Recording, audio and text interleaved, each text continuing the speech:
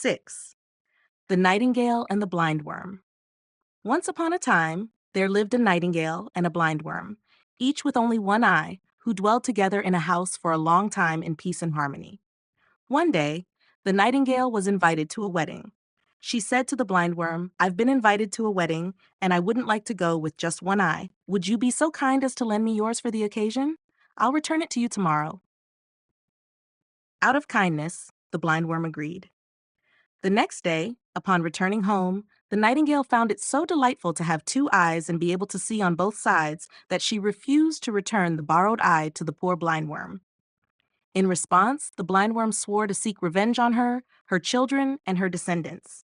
"Go ahead," said the nightingale, "and search for me. I'll build my nest in those linden trees, so high, so high, so high.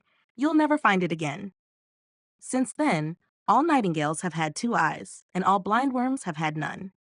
However, wherever the nightingale builds her nest, a blindworm resides below in the bushes, always striving to crawl up, bore holes into her enemy's eggs, or suck them dry.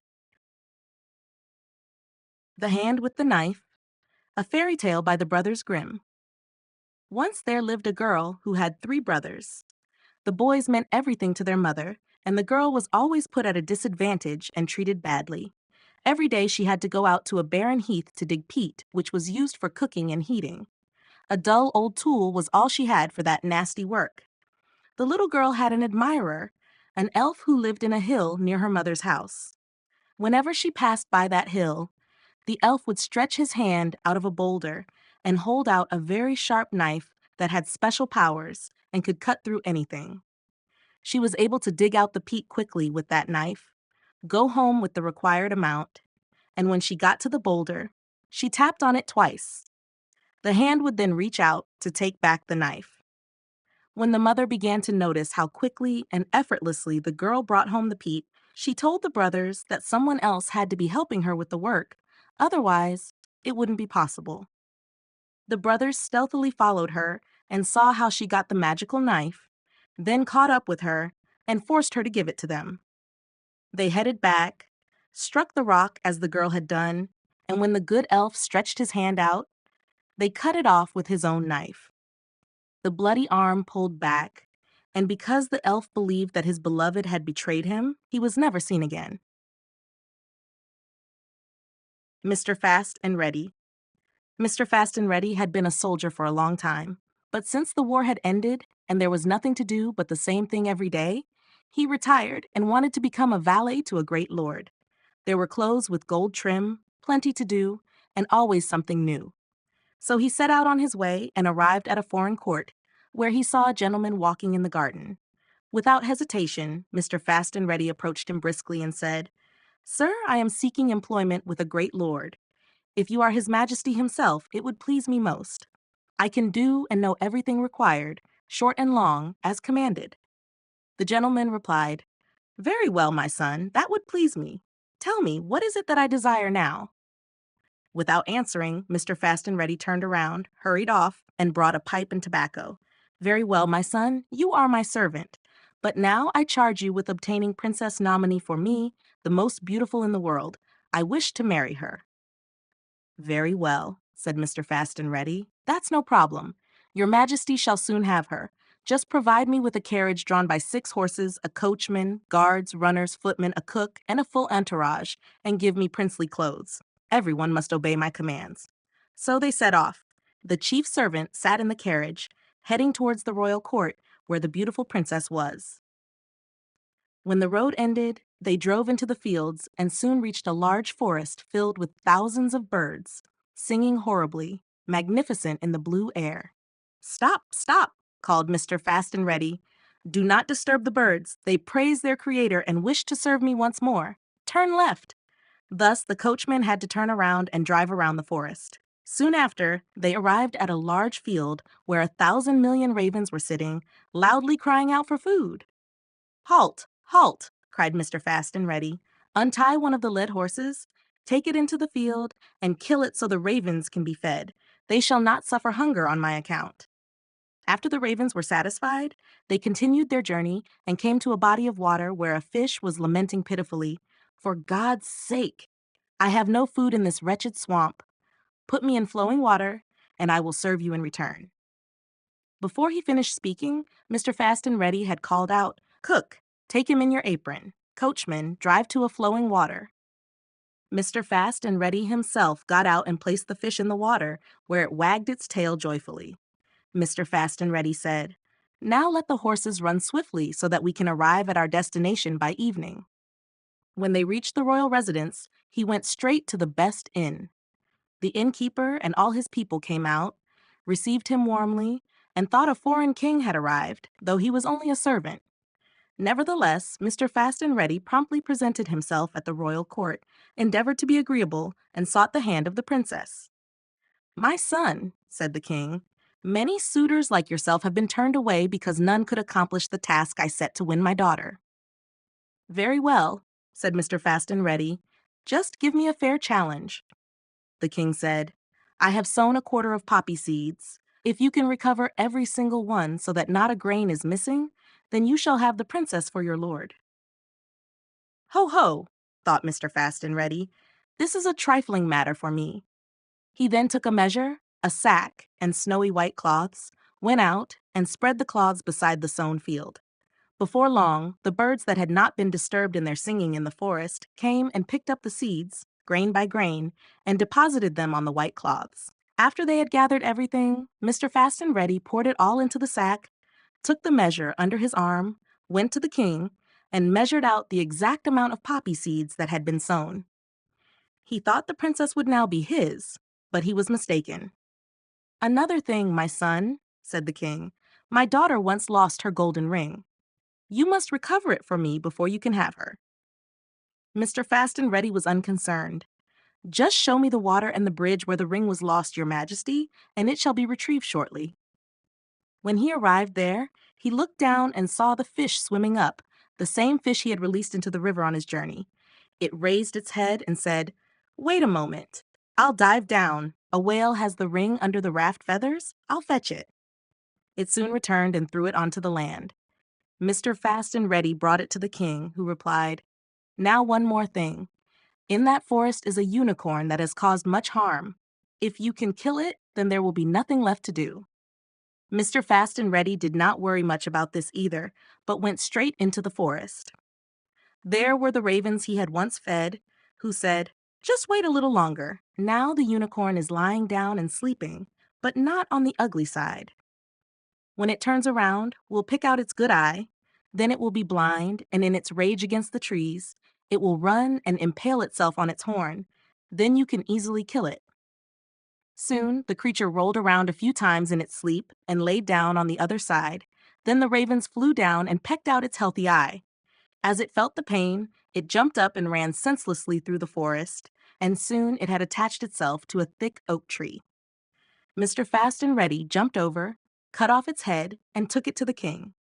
The latter could no longer deny his daughter, who was handed over to Mr. Fast and Ready, who settled with her in the coach in full attire, as he had come, drove to his lord, and brought him the loving princess.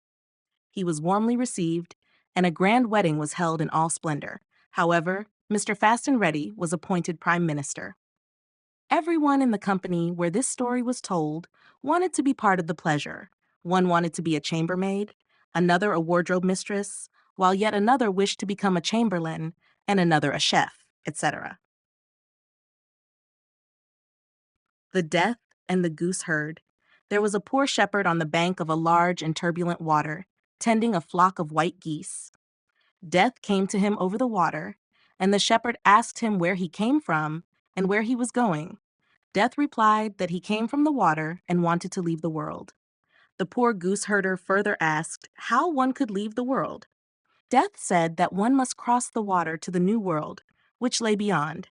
The shepherd said he was tired of this life and begged Death to take him along. Death said it was not yet time, and he had other tasks to perform now. Not far from there was a miser who schemed day and night in his bed on how to amass more wealth and property. Death led him to the great water and pushed him in. Because he couldn't swim, he drowned before reaching the shore. His dogs and cats that had followed him also drowned with him. Several days later, Death also came to the goose herder, found him singing joyfully, and said to him, "Are you ready to come now? He was willing and crossed over with his white geese, which were all transformed into white sheep. The goose-herder admired the beautiful land and heard that the shepherds of these places would become kings. As he looked around, he saw the patriarchal shepherds Abraham, Isaac, and Jacob coming toward him, placing a royal crown on his head, and leading him into the shepherd's castle, where he remains to this day. The Puss in Boots. A miller had 3 sons, his mill, a donkey, and a cat. The sons had to grind, the donkey had to fetch grain and carry flour away, and the cat had to catch the mice. When the miller died, the 3 sons divided the inheritance. The oldest received the mill, the second the donkey, and the third the cat. There was nothing left for him. He was sad and said to himself, "I have got the worst of it. My oldest brother can grind, my second can ride on his donkey. What can I do with the cat? Let me have a pair of fur gloves made from his fur. Then it will be over." "Listen," the cat began, who understood everything he had said.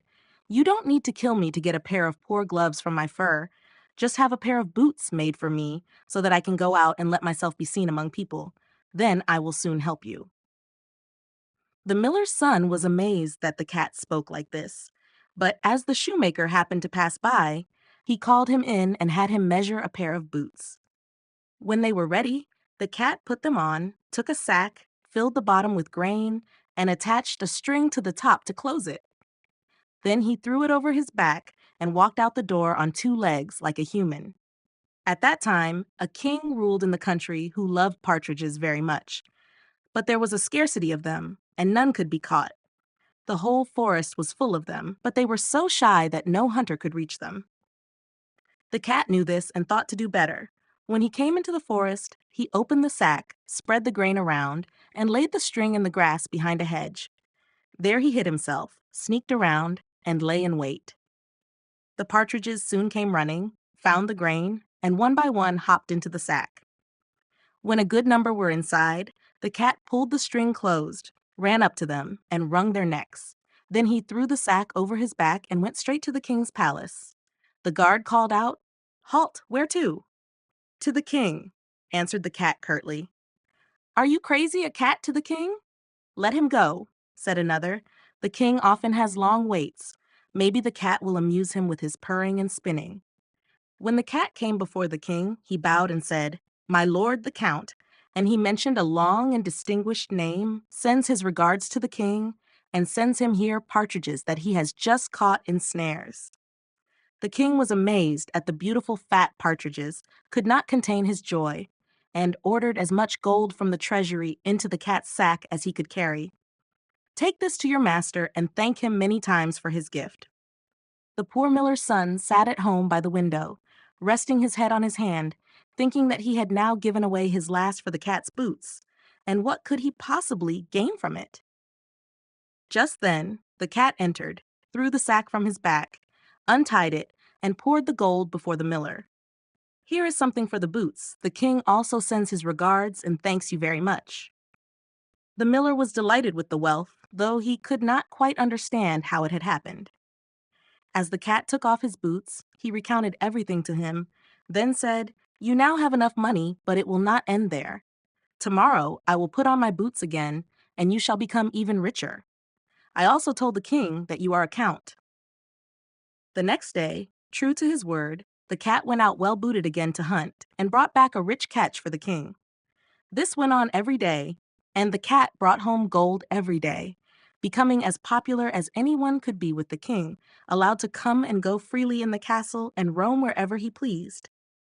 One day, the cat was in the king's kitchen by the hearth warming himself when the coachman came in and cursed, "I wish the king and the princess were off to the gallows. I wanted to go to the inn, have a drink, and play cards, but now I have to take them for a walk by the lake." When the cat heard this, he sneaked home and said to his master, "If you want to become a count and rich, come with me to the lake and bathe there."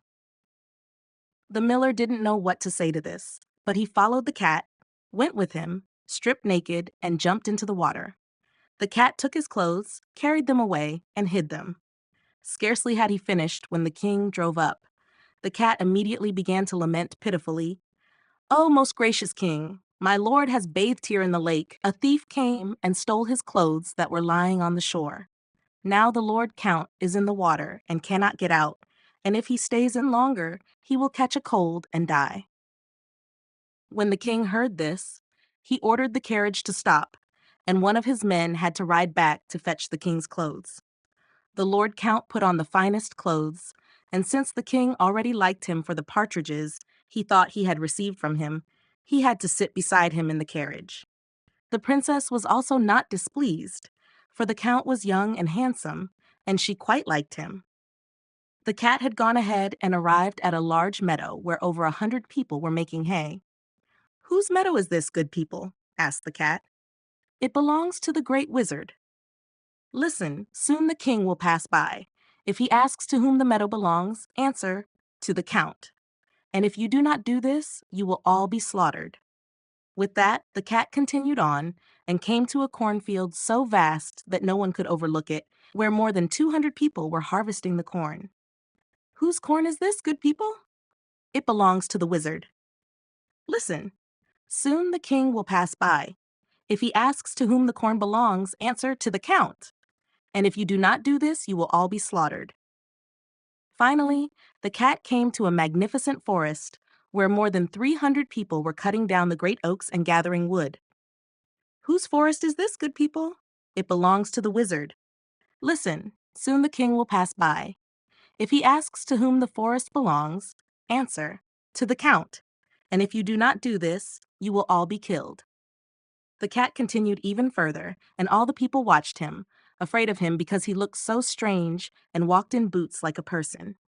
He soon arrived at the wizard's castle, boldly walked in, and stood before him. The wizard looked at him disdainfully and asked what he wanted.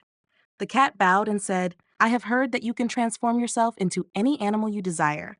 As for a dog, fox, or even a wolf, I can believe that, but an elephant, that seems entirely impossible to me, and therefore I have come to see for myself." The wizard proudly said, "That's child's play for me," and instantly transformed into an elephant. "That's impressive, but can you also become a lion?" "That's nothing," said the wizard, and stood before the cat as a lion. The cat pretended to be frightened and exclaimed, "That's incredible and unheard of. I never would have imagined such a thing in my wildest dreams. But even more amazing than anything else would be if you could transform into a tiny creature like a mouse. You surely can do more than any wizard in the world, but that would be beyond belief." The wizard was charmed by the cat's sweet words and said, "Oh yes, dear kitten, I can do that too," and hopped around the room as a mouse. The cat chased after him, caught the mouse in a leap, and ate it up. The king, however, had continued his stroll with the count and the princess and arrived at the large meadow. "To whom does this hay belong?" asked the king. "To the count," everyone shouted as the cat had instructed them. "You have a beautiful piece of land here, Count," he said. Then they came to the large cornfield. "Whose corn is this, people?" "It belongs to the count." "Ah, Count! Great beautiful estates." Next, they approached the forest. "To whom does this wood belong, people?" "To the count." The king was even more amazed and said, "You must be a rich man, Count. I don't believe I have such a magnificent forest." Finally, they arrived at the castle. The cat stood at the top of the stairs, and when the carriage stopped below, he leaped down, opened the door, and said, "Your Majesty, you are entering the castle of my master, the Count, who will cherish this honor for his lifetime." The king stepped out and marveled at the magnificent building, which was almost larger and more beautiful than his own castle. The Count then led the princess up the stairs to the hall, which shimmered entirely with gold and gemstones. There, the princess was betrothed to the Count, and when the king passed away, the Count became king, with the Puss in Boots as his first minister.